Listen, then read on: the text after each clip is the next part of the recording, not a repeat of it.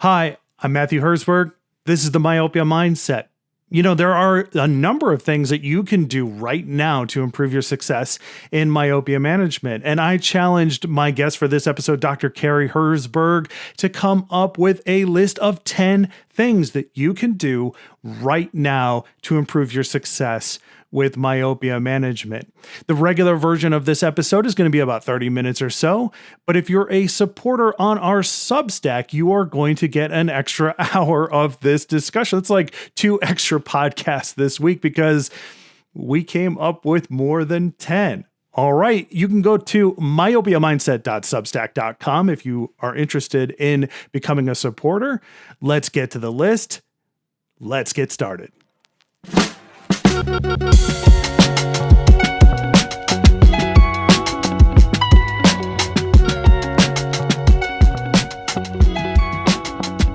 Okay, here we go. It's time for the Myopia Mindset. This is my favorite time of the week where I get to sit down with my guest co-host, Dr. Carrie Herzberg. And if you don't know Carrie Herzberg, he is one of the all-time legends of ortho-K and myopia management. He's been doing ortho-K and myopia management for 50 years now. I grew up in his practice. He's my dad. Carrie, welcome back to the practice. Hey, it's good. Welcome back to the podcast. Oh, it's good to be here. Yeah, I'm a living legend. That's the best thing of all. Yes, very much alive living legend. and legendary. I know a lot of legends, but they're under the ground. So, but living is a better part of being a legend. It's being the living one. I like that. All right. Yes, and I had this idea, Carrie, the earlier part of the week, and I put a challenge to us because I was listening to one of the first episodes that we did for the Myopia Mindset, and you and I had both identified that there was a plethora of things that the average ECP, was not doing or could be doing differently. And their path towards success. So much material, buddy. So much material. Yeah.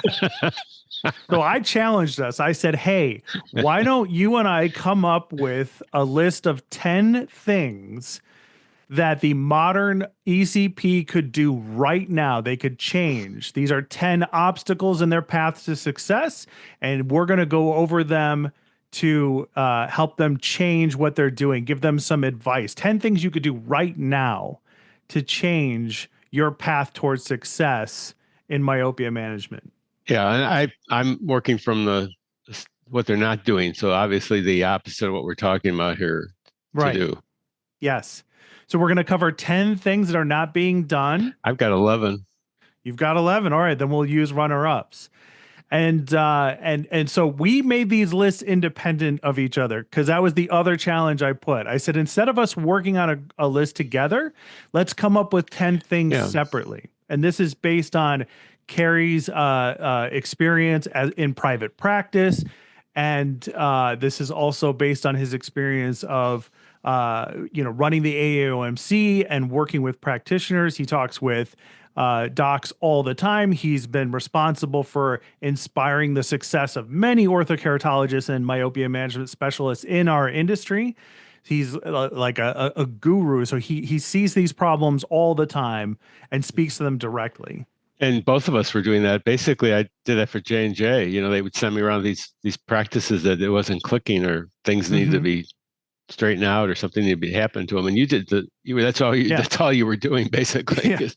Well, at the AAOMC, when I was the executive director of that group, I had the weird benefit of working with some of the best in the world at ortho-K and myopia management. I got to go to their practices. I got to speak with them at length. I got to, be a fly on the wall during their conversations with each other, like at Vision by Design or whatever. And so I got to see what they were doing and started creating a profile as to what the modern successful myopia management specialist looked like. And then when I was with J&J, I got an additional education of being in practices with docs who were really struggling, or they had seen a little bit of success, or they had seen a lot of success, but they had hit a wall. So I'm very familiar with these core features that we're going to go over today as well. Okay. All right. So you want me to start? No, no. Oh, yeah, yeah. Go ahead. Yeah. What? So, okay. Well, actually, why don't I start so I can You set the start. pace? Okay. Yes. Okay. So we're going to go through, these are the top 10 things, but we're going to go through them from number 10. Yeah. We're going to start with number 10. Okay. And my number 10 is like, I want to reiterate that all of these things are super important. Okay. Mm-hmm. And so I looked at my list from the vantage point of like, what would be the first thing I would tell someone if they were like, hey, I want to get interested. Yeah, I'm interested in myopia management. I want to do ortho. Okay, what should I do first? Right. So, and this is something that I say all the time. This is something that I don't think is taken seriously enough. And I think this is an easy first thing you can do if you are looking to get into ortho K and myopia management. And that is get educated. Son of Get a gun, you took one of my points right off the bat. where was this That on was your going to be list? my first point was underutilization of resources. There you go. So we have the same number 10. Yeah. Yeah. So let's both speak to this. And it's really not number 10. It's like you said, it has up and down the scale here value. I could put this almost near the top, the Right, most right. important. So let me tell you where I'm coming from first with this, and then you tell me what you think, since we both have this in that first spot there at number 10. But like And we so must say that we haven't shared this information. This is that completely off. I haven't seen yeah, your list. You haven't seen my list. It's been very correct. secretive. Yes, correct. So the reason why I put this first and foremost is because I get asked all the time, is Vision by Design worth attending? You know, when I went to practices over the last 20 years, when I met new doctors or doctors who were new to ortho and myopia management, if I met them at a conference, like if I went to GSLS, for instance, and talked with someone there, it's like you have to be on a path towards getting education. You have to learn everything you can about what you are about to undertake. You know, myopia management is not for the faint of heart. It's not something you can kind of just stick your toe in and hope you start to get it.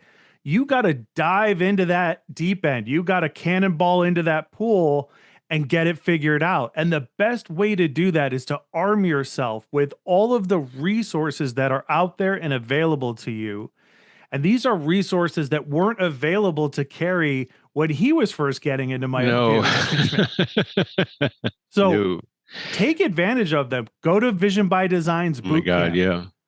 If you're working, if you're starting to be interested in working with a lab, find out if they have educational resources. Find out if they have their own boot camp going. There's lots of different like myopia orientated meetings out there. There's webinars. Seek them out. Find whatever you can. Study them. Get invested. Carey, would you say the same thing, or what Yeah. is your take Yeah. on it? This is really cool stuff because yeah, I would go even further in saying that your chances of success rise dramatically if you do attend and begin on, not just one time. You need to go several times and Right. to boot camp and to regular meetings to really understand this field. Vision by Design is the best myopia meeting on the planet. There's nothing even close to it. And if you want to do this job of doing myopia management, see, this falls back to the same thing about we talked about the having an OD degree means that you basically it means you have a right to know nothing. You really Mm-hmm. it's a start for your education, not the ending. Right. So so you get the degree, you feel like, oh, I should be able to just do this. I'm gonna put this in my practice. It's going to work out. I'll just talk to somebody if I need to. I'll call a lab or something if I have a problem. It's not the way this works. I mean, you wouldn't. I hope you wouldn't do glaucoma like that, Right. right? These other medical types of problems because you need the experience, but you get that stuff. You get the background, your resources. Look at even further than that. Get accreditation from the International Academy has a myopia management certification that's really straightforward. It's tested. It's just your knowledge basically. You don't have any Mm-hmm. have to have any skills in ortho care, anything else. You just have to have a knowledge of the field and this is certify your the fact that you do. So get things like that because it gives you an edge, and not only that, but it gives you more confidence, and you can go into this thing, level the playing field a little bit. You got this myopia thing that's huge. You're trying to deal with. It's an epidemic, right? And Right. it's going to overcome all of our medical system if we don't do something about it, pathologies and all. So do some, get yourself armed to deal with that. So yeah, absolutely, it's I couldn't start out with a better thing in my plank, than that one. And we Right. both did the same thing, basically. Let's see how many more of these we can actually, Yeah. you Well, know, since we both had the same in our number 10 spot, why don't you go next? What would be your okay. number nine? All right. Well, it's actually my number 10, but I had that was the actual one. But support materials, I find that, and this is something that's, yeah, there's a number of organizations. We talked about the Vision by Design, American Academy of Orthokeratology and Myopia Control. There's also GPLI that have support materials in this field. It's part of your education to your patients. You got to have the support materials there, and hopefully your staff is fluent. We're going to talk about Hmm. that too. But get the support to help you out with what you need to do. This is a big job, education of the patients, Hmm. education of the families, and you need all the materials you can. And this gives you again, things published by these major organizations give you an edge up too in that. And sometimes you can get them personalized, if not just putting Right. your stamp on them, get them set up for your practice.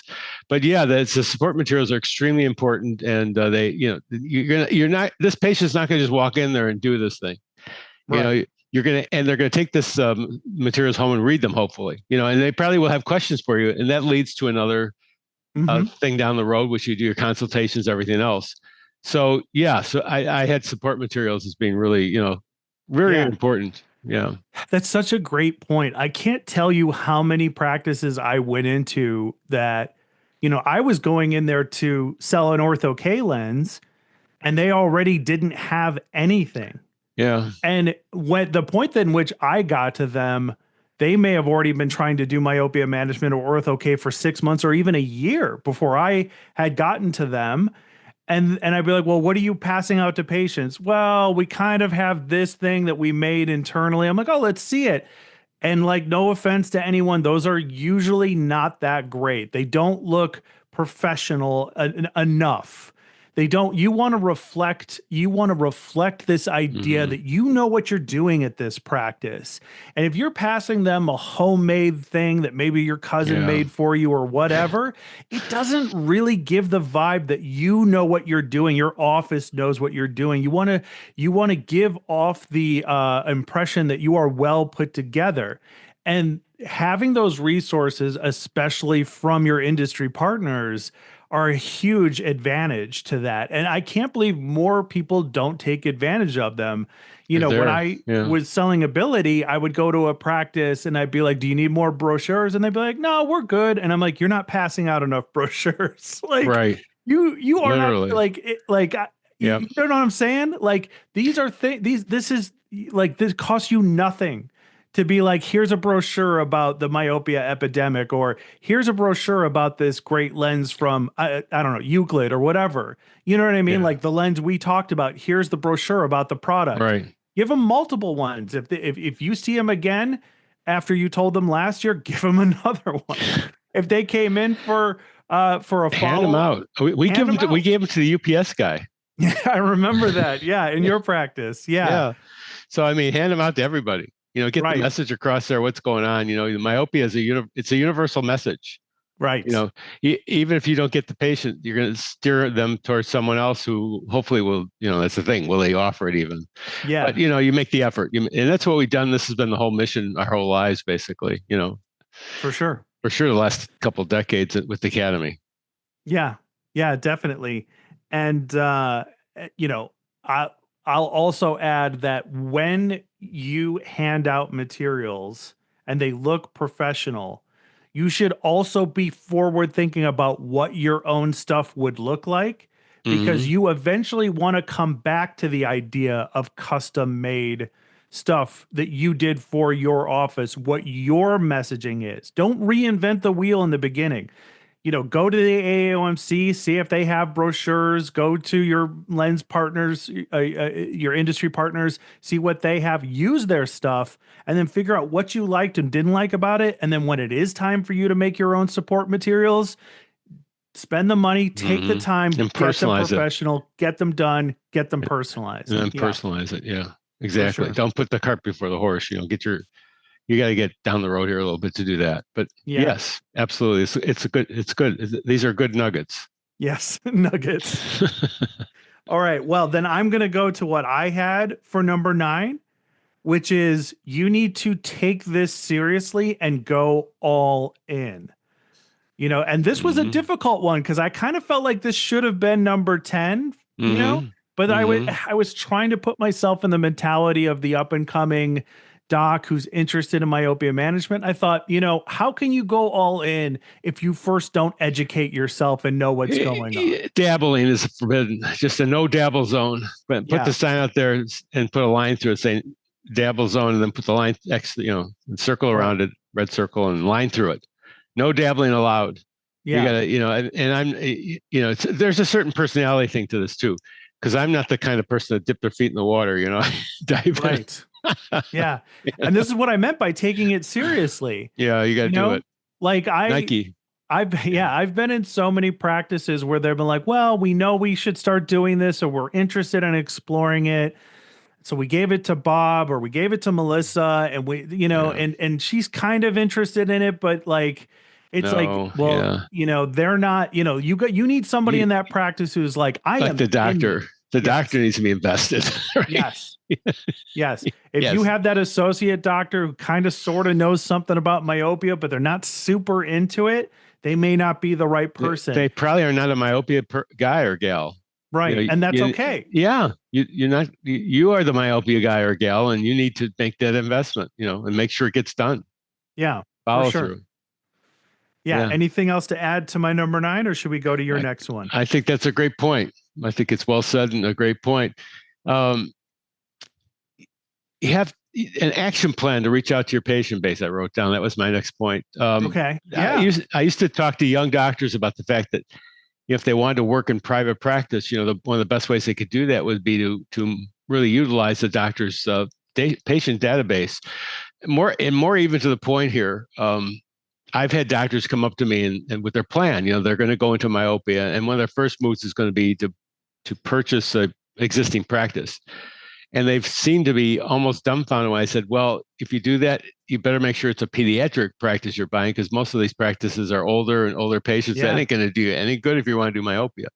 Hmm. So this is really such a unique zone to be in, But you can do these things with your own patient base. I always found that this was the most successful part of practice push. Advertising the practice was go to my patients first. I missed them. I missed some of them. I mean, Hmm. you know how I feel about this. So if Yeah. I've missed some of them, guess what? There's a lot more out there that these other doctors just they're there. So you can isolate and pick out the myopes, pick out the parents of the myopes. Whatever you need to do, the kids, Right. and and use your database of patient database to mobilize this effort. It's a And great point. one of the biggest things I've seen is a fear in this is that a doctor will say, well, what happens if I get a 45-year-old in here who wants ortho K or something, and Hmm. because I'm advertising all these different things I do. And the point is that's a great opportunity then to learn how to do this, to a Yeah. 45-year-old, Yeah. Don't shy away from that opportunity to be like, here's how you like, that has come up a lot is like, some of my favorite practices that I've worked with when they really got rolling, they're like, okay, we've run into a new problem. And I'm like, what's that? They're like, we're doing this, for our pediatric patients. It's going well. We're feeling it. But now their parents are like, hey, can I do this too?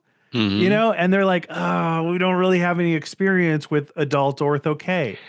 Yeah. Well, now Well, you have an opportunity in front of you to dip your toe in, well, not dip your toe, but to like, because I said don't do that, but like, yeah. here is your opportunity to then like start to figure that out. So, what would be your advice to Don't how to? ever admit a lack of knowledge Mhm. even if there is one there, don't admit that to the patient. That's that Yeah.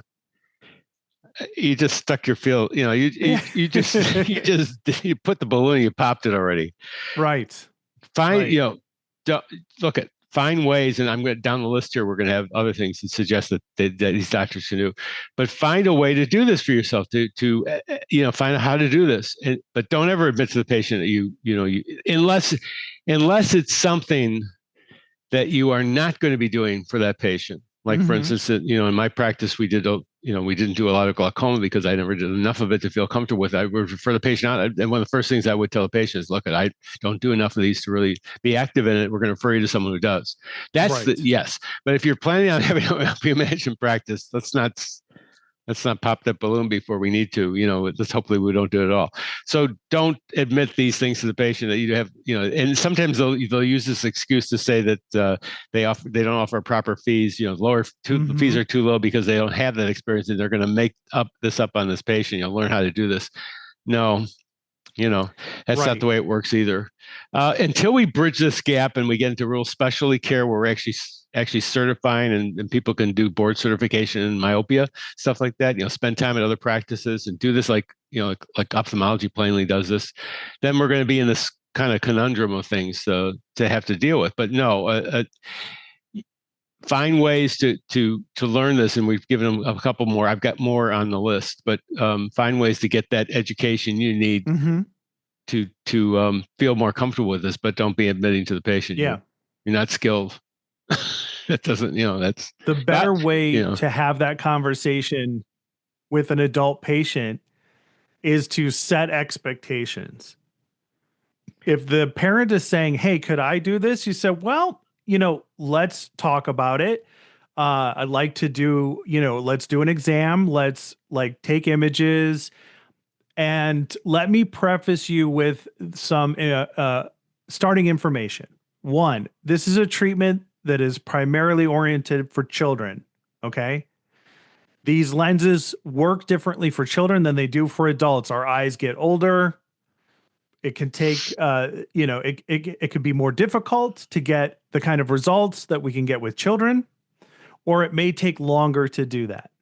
So preface that it might require more work, time, and investment to do it, instead of saying that you don't know what you're doing.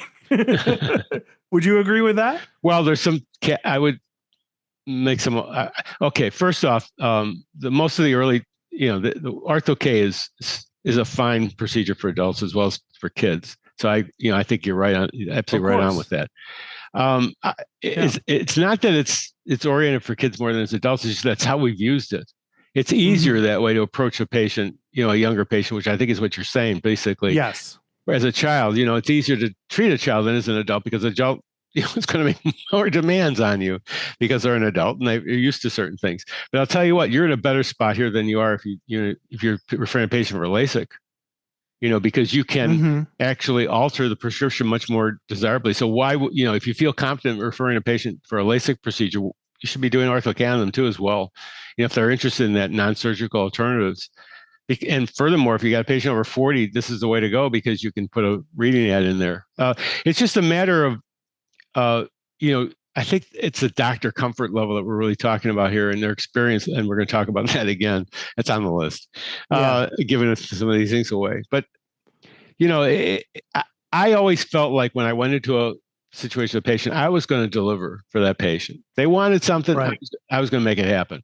And so that would sometimes require me to have an extended treatment time with that patient, but I would always almost invariably succeed. The only time I wouldn't succeed would be if a patient held up their hand and said, "You know what, doc, I think this is enough. I don't think this is going to work." And then I would say, Hmm. "Okay, well then, okay." So I would, that's the important thing about fee structures. And we'll Yeah. discuss this in another podcast, but so there aren't any ethical dilemmas that you have with patients. Yeah. I have a different background too. I have a lot of success with adult patients. Hmm. We do a lot of presbyopic patients that we do post LASIK. Have patients in their 70s and 80s that were ortho K. So it's like, again, we're, what you're saying is exactly right because you're dealing from the doctor's perspective. But as we flip this around and you move forward, the doctor won't feel that way anymore because they've done enough cases to Yes. say, yeah, I can do this. Yeah, this is not a problem. Yeah, the reason why I said it the way that I do is because I honestly believe that Ortho K is a treatment that is best suited for children for a variety of reasons. Now, I know in the origin stories of Ortho K, because I was there, I worked in your practice, we fit policemen and Yeah. pirates, God, pilots, I don't know. Maybe we Maybe fit some pirates pirates too. too. I don't know. But Wall Street uh, pirates probably. yeah, we fit policemen and pilots and like adults who are looking to be more athletic and swimmers and Oh my God, yeah, all the so kinds of it's different like lifestyles and I know where golfers. Ortho K comes from in its origin with It's a, its adult okay, beginnings. so here's a cute story though. Yeah. Okay, yep, I had a golfer in, and he was like, he was having problems because he had so much astigmatism that even if that soft lens moved a slight amount, it would blur his perception of his putting. Well, we did ortho K on him, and I mean, he had like 2.5 diopters of astigmatism. Okay, with the rule, of course, and actually, it's more even oblique. And he was just you couldn't imagine how thrilled he was because I took away the total thing that was keeping him from being excelling at his profession. I mean, that's what we're doing. So it's like, the ortho K, it's like a magic box almost. As I always patients say, how does it work? I said it's magic. I just tell them it's magic now because it is. It just can do so many things for your patients that you couldn't even imagine until you did it. And create possibilities for them.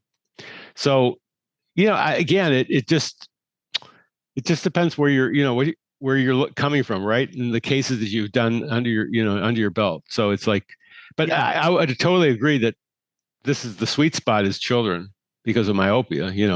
That's what we're talking about. That's the sweet spot of ortho K.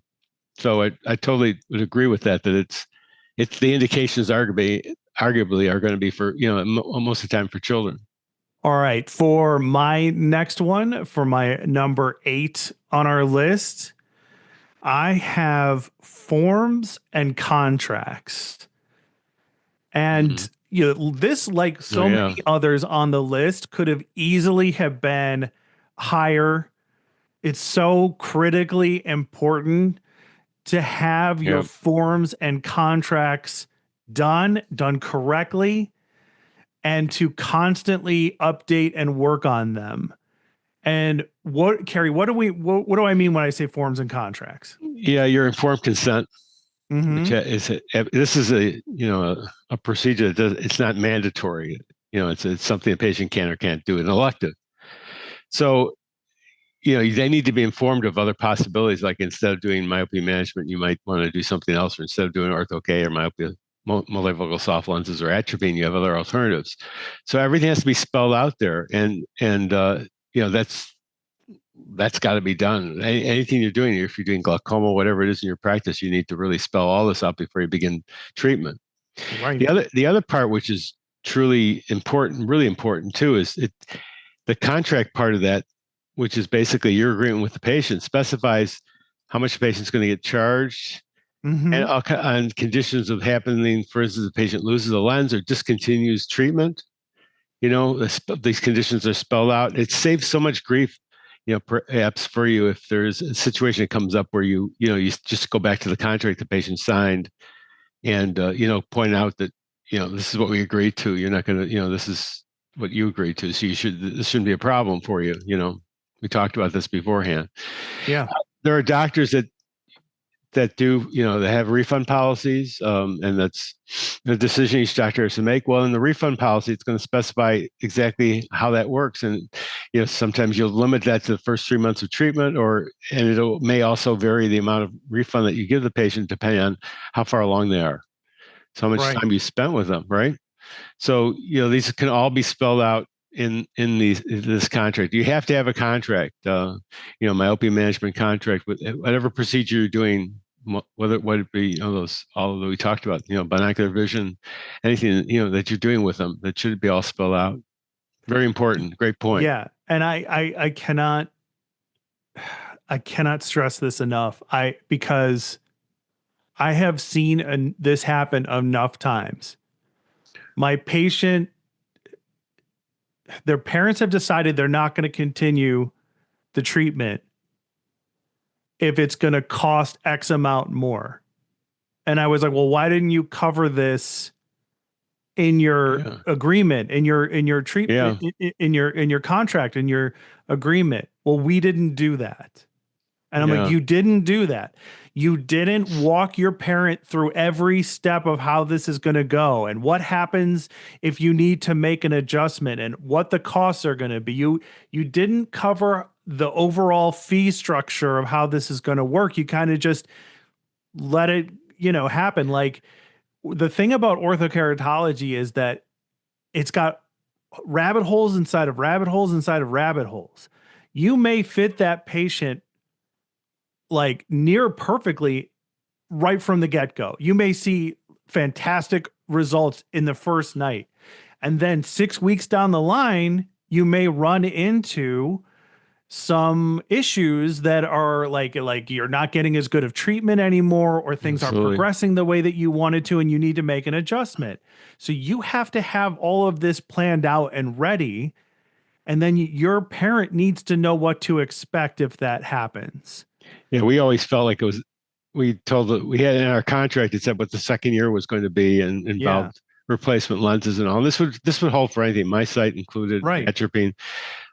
You'd have usually what happens is that the second year is discounted to some degree versus the first year because the learning curve should be over for patient and right. doctor.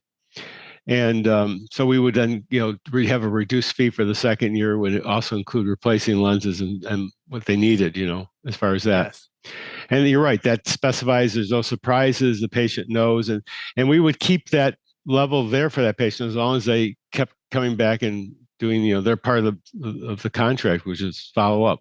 Right. If they stopped coming and then they came back later on, well, then there would be a whole different thing again. They'd have to be reevaluated. They may pay a lot more, and they were Yeah. told this too as well. So it's a contract between us, and there's expected types of actions from patient and doctor. So it's really, can't say enough about how important that is. Right. Yeah. Yeah. Well, that's my number All 8. right. What is your number 8? Well, mine is that you don't see enough pediatric patients. All right, well, that's it for this regular version of the episode, but the discussion doesn't stop here. It actually continues in an extended version of this episode, which is available to our Substack supporters. You can, if you're interested in getting the rest of the episode, consider becoming a paid supporter of the Myopia Mindset. In addition to an extended version of this episode and every other episode that we do, you'll also get access to exclusive monthly bonus episodes of the Myopia Mindset. And I know you're interested. You've made it this far. And for the cost is $12 a month, which is basically the cost of a cup of coffee each and every week. And that's how I like to put it. Listen, if you would buy me a cup of coffee each and every week to nerd out about myopia, to bring on amazing guests, to spread the word about how awesome myopia management is and how more ECPs should be engaged in this specialty, then please consider becoming a paid supporter of the Myopia Mindset. You can do so on our Substack, myopiamindset.substack.com is how you do that. Thank you so much for your consideration. I'll see you at the next one.